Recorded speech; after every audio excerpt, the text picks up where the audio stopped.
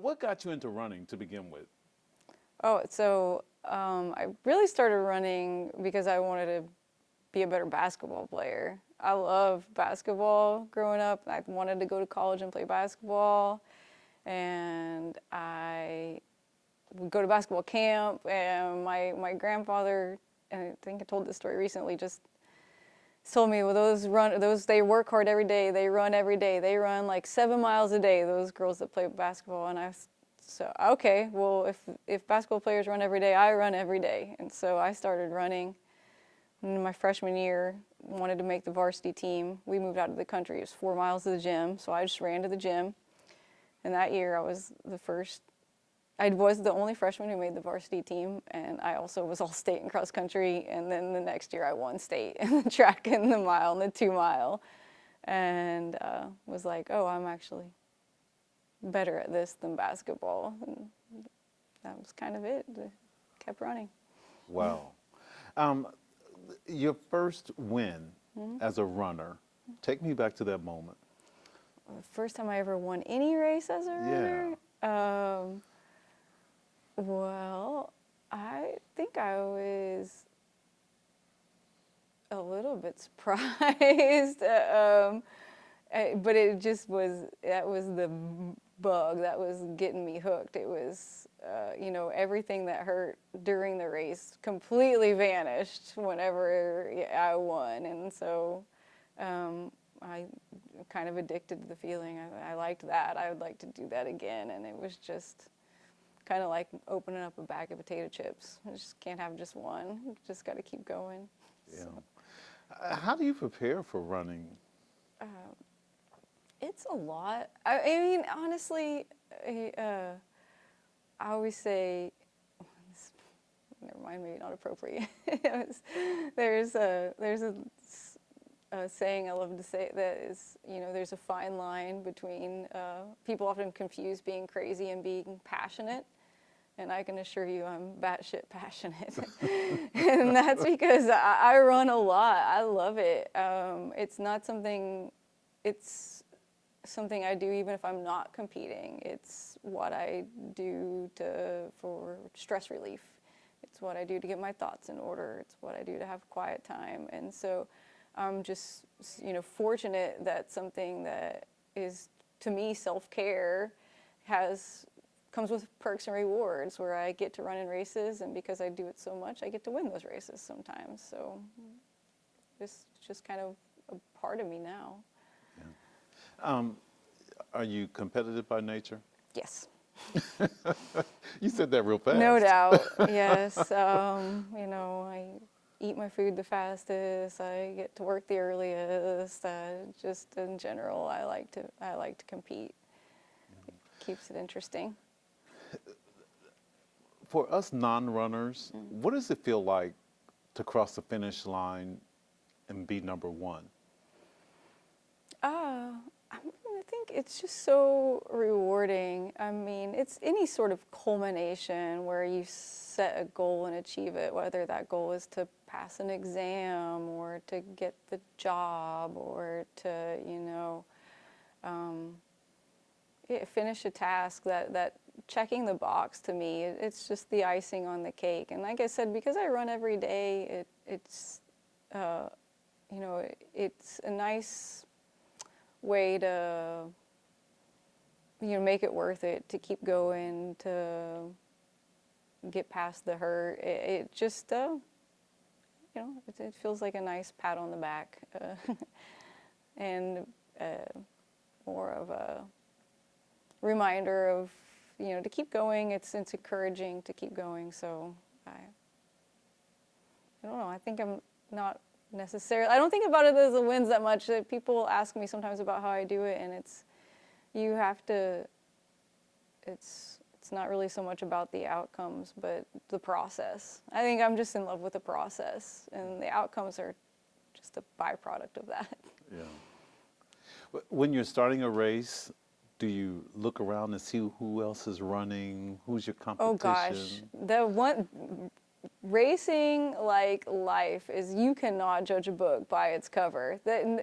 you know, I'm a 41-year-old mama too. Nobody looked at me on the start line and was like, there's the woman who's about to win this race. No, you can't do that. It's just, you have to be within yourself for the day and know what you're aware of and execute your own plan. And you can't really look around. You got to keep the blinders on. So I don't do it because I haven't ever found it to do me any good. I've never looked at the start line and been able to pick who was going to win the race by looking at them.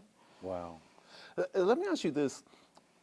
When you're running, has there ever been a moment that you wanted to stop?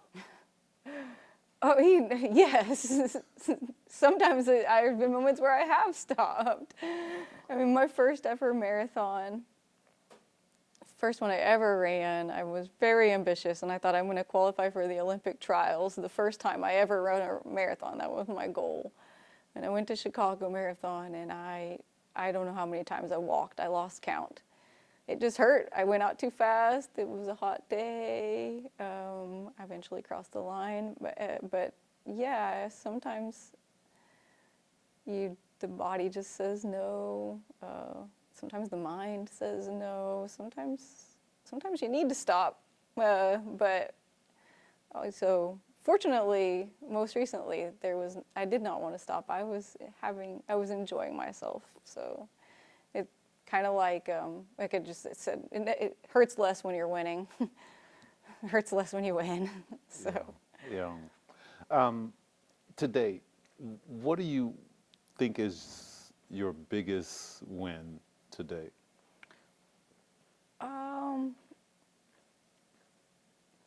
From a running perspective, Yeah. or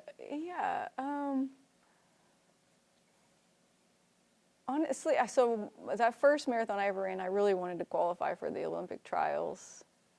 I was in for the 2012 Olympic trials, and I missed it by about a minute. And then I really wanted to qualify for the 2016 Olympic trials, and I missed it by about 6 seconds. And then I had a baby and a job, and it was time for the 2020 Olympic trials, and it was 10 months postpartum, and I qualified, and I ran faster than 5 minutes more than the qualifying time. And I got to race in the Olympic trials, and just getting to be in that race, which was something I had been trying so hard to do, was just so enjoyable for me, and I still think about it. I hope it's something I can do again one day. Wow. For people who want to run, don't run, for whatever reason, life, excuses, what is McKale's encouragement? I don't know that you have to run. So many people think, it's something that I do and enjoy, and some people enjoy so many other things that produce great products. They knit and they make these beautiful things and that I can't do. I think it's just you're finding. But if it's running that's something you want to do, and what I would say, there are so many great excuses not to. There's so many, not even excuses, there's so many great reasons not to. I mean, you've got work, you've got family, you've life. It's just you have to find your reason why, right? There are always a ton of reasons not to. You just have to look for those reasons you want to. And whenever you want to, you do it. Right? If you want to do something, people don't run because they don't want to. But if you want to and you have a good enough reason to do so, that's what gets you out of the bed in the morning or out on the roads after work, I think. Yeah. How do you balance work, family, running, life, and win these races? How do you balance that? You've got a lot going on. Yeah, I think, I have a supportive family. That's great. My husband is supportive. People always they always ask, does your husband run too? And I said, no, because we can't both do it, right? Somebody has to be with the kids waiting at the finish line, and, so having that supportive spouse is extra helpful. I think it's also just, as I've done it for so long, again, supportive extra family. My in-laws understand that When we go on vacation, McKale will run in the morning before we start anything else. We actually can't start our day till she gets back from her run. So my whole family, my kids think moms just go for a run. My daughter was pretending to play mom one time, and she had the baby, and she handed the baby to my husband and said, "Okay, I've got to go for a run." That's just how it was just how we do our life. And so because we've just factored it in, 5 days a week I run 10 or 12 miles before they're even up for school in the morning. And then the day happens. And that's just become kind of what we do. But it does take a lot of support and just planning and a little bit of craziness. Yeah. Winning the Cowtown race, tell me about that. What was that like? Well, I mean, honest, if I'm being perfectly honest, that was my goal. So I wouldn't say I was 100% surprised. I looked at what it took to win. I asked myself, do I think I could handle that? I spent from about Christmas all the way to race day being meticulous and hitting the pace that I thought it would take to win. And then was fortunate that the weather was decent and I was able to execute it. So, it'd been a while since I'd won a race, so it felt really good that I still had, could set a goal, hit a time, do that. Now, I will say though, at the 27-mile mark, when I turned around and I could see that the lead male was not that much in front of me, that was unexpected, and that was a really nice surprise. It was a lot encouragement to finish, and it was kind of what got me to the finish line. I was fading too about that point, but I wanted to see if I could catch him. Yeah, and I was going to ask that. What does it feel like as a woman to beat these guys that?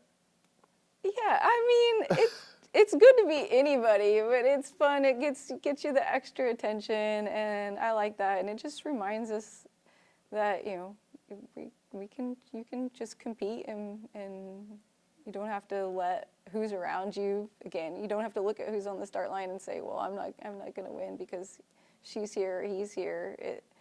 Every day is different, and you just have to give yourself the chance. And so it's of course it's fun.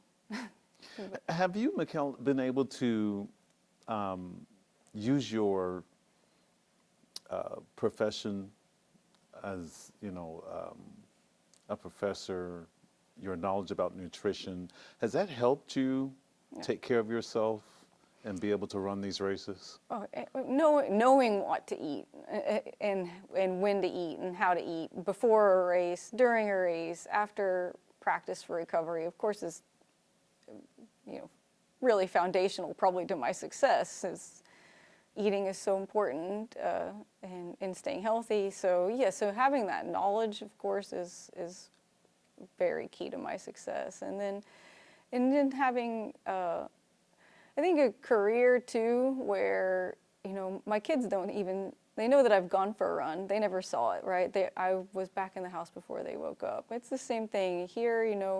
I'm expected to publish papers and to bring in research grants, and people see that and they love that, and I get a little attention for it. But nobody sees the hours in the lab, the time on the computer, and so they really mirror each other quite nicely. It's a whole lot of work for a tiny bit of reward now and again, and so. Just like running, I love the process. I love the process of research. I love the process of learning, and the byproducts of the papers and the grants and the byproducts of the winning races and the trophies are just the icing on the cake. But I like doing it all. Yeah, and you're not just a winner here. Tell me about the places that you've set records and. So I have the state record for the full marathon in both Oklahoma and in Kansas. And when I set the state record in Kansas, I also beat all of the men in that race as well. So that was a fun day for me. But I've ran, I think, a little over 40 marathons, full marathons. This was my first ultra marathon, but I've won 10 or 11 full marathons. It's kind of after I did after I finished competing for TCU and I had could start taking prize money, that was a real motivator because I was fresh out of college and I just would take cash anywhere I could get it. So I would want a 5K so that I could win a laptop, so that I could have the laptop for school. And then I actually won, during my postdoc, I won rock and roll marathon in San Diego, and that's how I paid for my wedding. And so just lots of little fun wins along the way. I've won Cowtown before. That's why I own 2 cowboy hats now. So yeah, I have had lots of wins along the way that have had memorable moments. What could possibly, when it comes to running, still be on your bucket list? I would love to get to the Olympic trials again. You know, if I made it in 2020, in 2024, I missed it by 2 seconds. And that's just something that, like I said, it's such a was such a rewarding thing to get to see that. And, you know, it comes with more stress. So you only have that opportunity every 4 years, so it puts the pressure on, you know, can I pull this off at just the right time? And so, you know, I would love to be there and try it again another time in 2028, have another bucket list moment.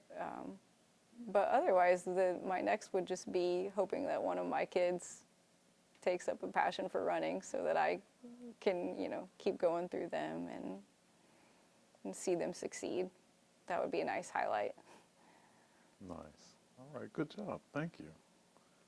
You have any questions, Rachel? I was kind of curious, like, how you felt, if it felt any different, you know, obviously, like, attended TCU, it sounds like as an athlete, and now you work here and live in Fort Worth, like, winning a race like that in your community that you live in, did that, like, have an effect on how you felt about winning at all, or did it make it more special?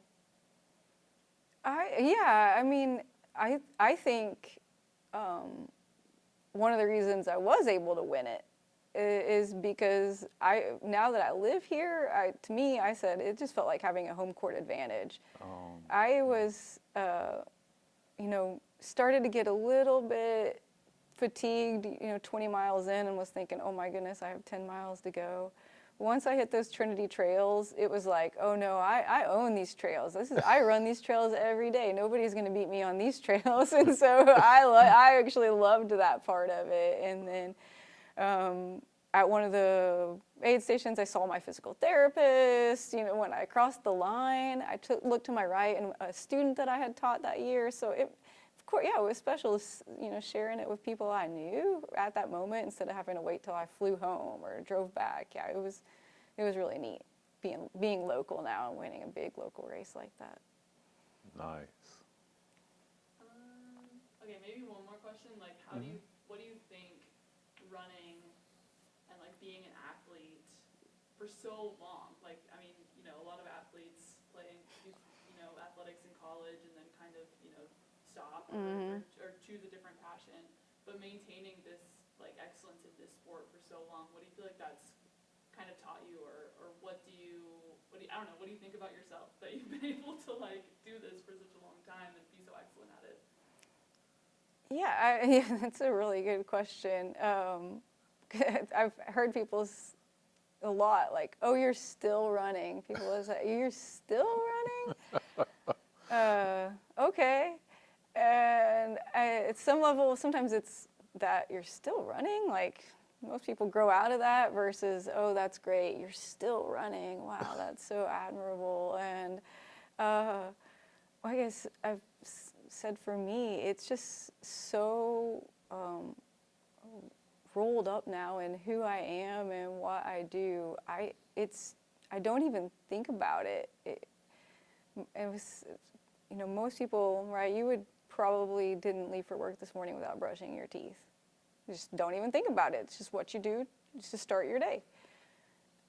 I have left for work more times without brushing my teeth than I have left for work without going for a run. It's just what I do when I start my day. And so at some level, I think it's almost a more of, I don't know who I am without it and what I do without it. And so fortunately to be able to eat well, to maintain, to know what I'm doing, to take care of myself, and these little motivators along the way, I hope I just can continue to do it. I hope I'm still running, when I'm 80.